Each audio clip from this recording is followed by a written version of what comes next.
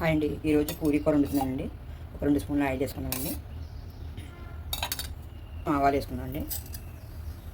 కొంచెం కరివేపాకు వేసుకున్నామండి. నేనైతే ఒక బంగాళదుంప, 2 పచ్చిమిర్చి, ఒక క్యారెట్, ఒక ఉల్లిపాయ తీసుకున్నానండి. అవి వేగిన తర్వాత వేసుకున్నాను.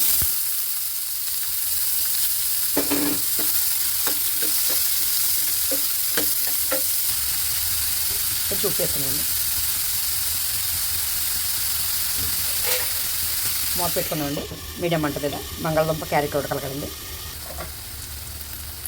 ఒక అర స్పూన్ అండి పడుతుంది. ఒక 2 స్పూన్ శనగపిండి కలుపుకొని వాటర్లో పక్కన పెట్టుకున్నామండి. ఈ ఉడికే లోపల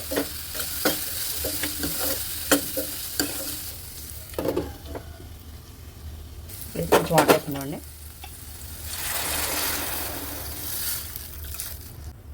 ఒకసారి కలుపుకుందామండి.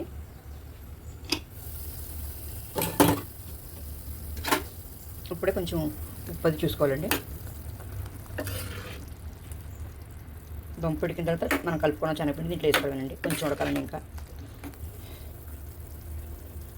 ఉడికిపోయిందండి. నేనైతే 2 స్పూన్లు తీసుకున్నానండి. దీంట్లో వేసేస్తున్నానండి. వాటర్లో కలుపుకొని ఉండలేకుండా కలుపుకొని దీంట్లో వేసుకోవాలండి.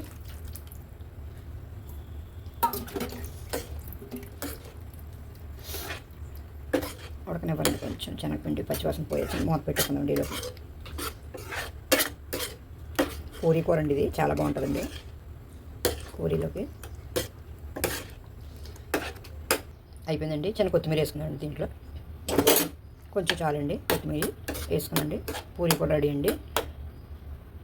మీకు నచ్చితే లైక్ చేయండి, షేర్ చేయండి, సబ్స్క్రైబ్ చేసుకోండి.